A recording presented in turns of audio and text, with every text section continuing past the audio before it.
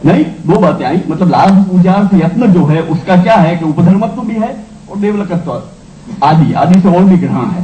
अब आदि से क्या अभिप्रेत है ये तो अलग विषय है।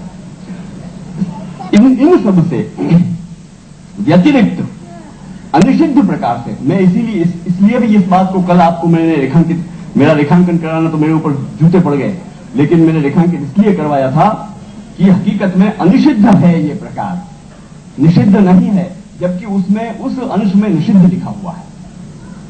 वो आप देखना वचनावली के उस अंश में निषिद्धत्वात् ऐसा लिखा है, जबकि यहां पुरुषोत्तम जी अनिषिद्ध प्रकार स्पष्ट कहते हैं। वो है अहिकम में भवतु इति अनुसंधाय, जो सेवा में प्रवृत्त होता है। कई होते हैं, आज तो लगभग ऐसे ही होते हैं बेचारे।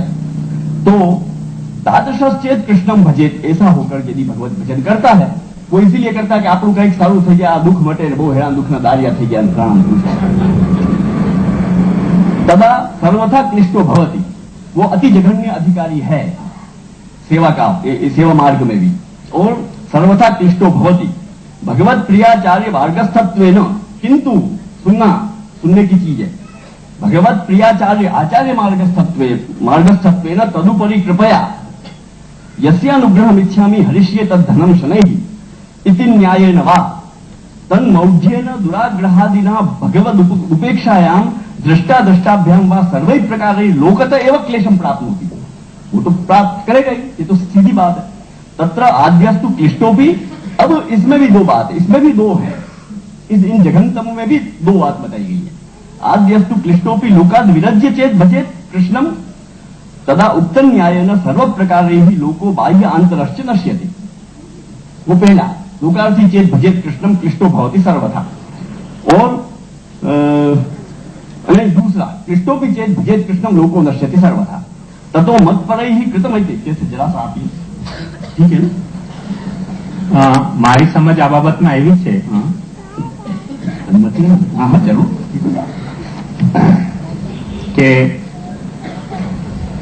સંસારીમાં જે જગન્યાધિકારી જે ઉપેક્ષણીય છે, જેની બાબતમાં કોઈ નિર્દેશ મહાપ્રભુજીને નથી આપવો, તે છે કે સેવાને જે લાભ અને પૂજા મહાપ્રભુજીને નહીં, શ્રી પ્રભુચરણ મહાપ્રભુજીએ તો આપ લોકાર્થી ચેત ભજેત કૃષ્ણ કરીને ગ્રહણ કર્યો, સ્વીકાર।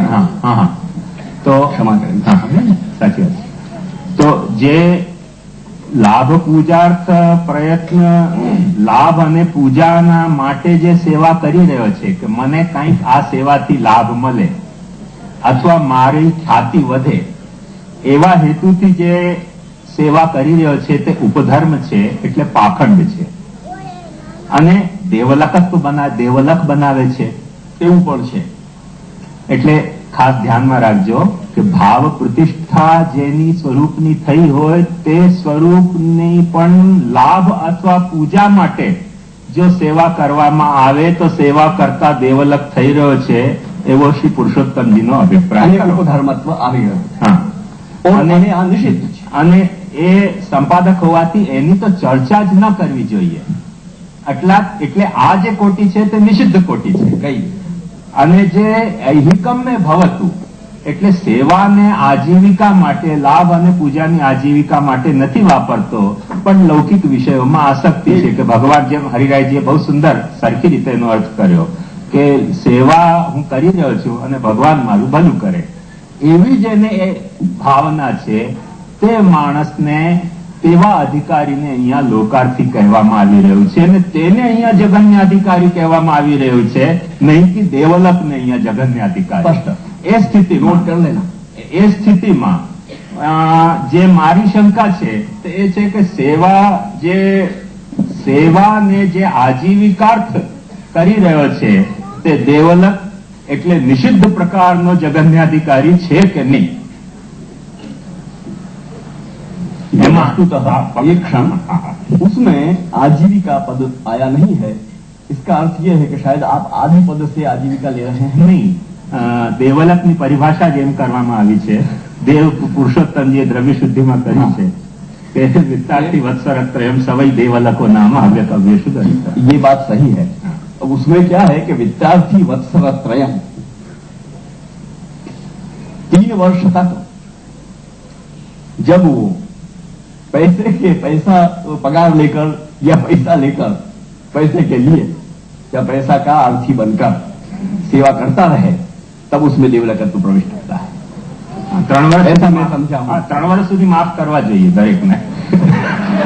જે 3 વર્ષથી વધારે કરતો મળે તેને દેવલક ડિક્લેર કરવો જોઈએ. नहीं, ये तो आप हास्य कर रहे हैं। मेरी बात देखिए, ध्यान से सुनिए।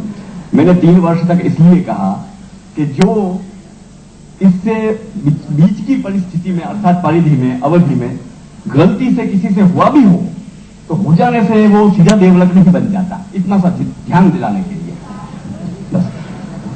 પણ મને એવી સમજ પડી કે જે સેવાને આજીવિકા માટે અથવા પોતાની ખ્યાતિ या કે लाभ પોતાની गुजार, આજની ભાષામાં જેને કહીએ પોપ્યુલરિટી વધારવા માટે જે દેવ મંદિરો ચલાવવામાં આવી રહ્યા છે તે દેવ મંદિરોમાં ચલાવનારા વ્યક્તિઓ નિષિદ્ધ પ્રકારના જગન્ય અધિકારી દેવલક છે કે નહીં, એમાં શ્રી હરિરાયજીએ કબૂલ રાખ્યું કે તેવા પ્રકારના સેવા કરનારાઓ નિષિદ્ધ પ્રકારના જગન્યાધિકારી છે. અને અનિષિદ્ધ પ્રકારના જગન્યાધિકારી તે છે કે જે સેવાને કમાણીનું સાધન નથી બનાવતા, પોતાની ખ્યાતિ કે આજીવિકાનો, છતાં પણ મનમાં કંઈક લૌકિક કામના રાખે છે, તે અનિષિદ્ધ પ્રકારનો જગન્યાધિકારી છે. એ શ્રી હરિરાયજી સ્પષ્ટીકરણ કરે. ये मैं थोड़ा सा बीच में कह दूं कि ये अनिषिद्ध प्रकार का जगन्याधिकारी है, वहां तक तो मैंने स्वीकारा है पुष्टि मार्ग में। દેવલક પણ नहीं भाई, नहीं, वो तो व्यावर्तन हो गया ना तभी। परंतु आपने जो वो जोड़ा कि वो दूसरा भी सेवाधिकारी है पुष्टि मार्ग में, ये मैं नहीं स्वीकारता। અચ્છા તો હવે हाँ यार, गड़बड़ हो गया ના ના ના તો ઘણું સારું. अब ध्यान से नोट करो। હા બરાબર. ફરીથી આપનું. आपने जो 2 बातें आप करने, आपने आपके शब्दों में कहा है હા वो હા એટલે મારી સમજ એમ થઈ હતી, એમાં જે કઈ કરેક્શન કરવું હોય તે શ્રી હરિરાયજી કરશે કે પુષ્ટિ માર્ગમાં પણ જે સ્વરૂપની પ્રાણ પ્રતિષ્ઠા ન કરવામાં આવી હોય તેવા સ્વરૂપની સેવા કરનારો પણ જો પોતાની સેવાને પોતાની આજીવિકા કમાવવા માટે કે પોતાની ખ્યાતિ વધારવા માટે પ્રયોગ કરતો હોય તો તે દેવલક છે. અને તે દેવલક નિષિદ્ધ પ્રકારનો જગન્યાધિકારી છે. અને જે અનિષિદ્ધ પ્રકાર કયો એ નિષિદ્ધ પ્રકાર તો દેવલકનો, અને અનિષિદ્ધ પ્રકાર કયો કે સેવાને જે પોતાની ખ્યાતિ અથવા અર્થોપાર્જનનો સાધન નથી બનાવતો, છતાં પણ સેવા કરતા કરતા જેના મનમાં એવી કામના છે કે હું સેવા કરું છું ને પ્રભુ મારું કંઈક કલ્યાણ કરે, એટલે મારી સારી બાયડી મળી જાય કે ધંધો ચાલે કે મારો છોકરો એન્જિનિયર થઈ જાય, આવી બધી જે લૌકિક કામનાઓ રાખે છે પણ સેવાને એમાં નથી વાપરતો. સેવા કરી રહ્યો છે પણ એવી કામના સાથે સેવા કરી રહ્યો છે, તો તેવો અનિષિદ્ધ પ્રકારનો જગન્ય અધિકારી છે. એવી મારી સમજ છે આ પંક્તિની. તે વિશે હરિરાયજીની છે કે નહીં? તો હરિરાયજી હા સ્પષ્ટ કર્યું. पुरुषोत्तम जी यही वहां, श्री पुरुषोत्तम जी यही कहते हैं, आज्ञा करते हैं। તો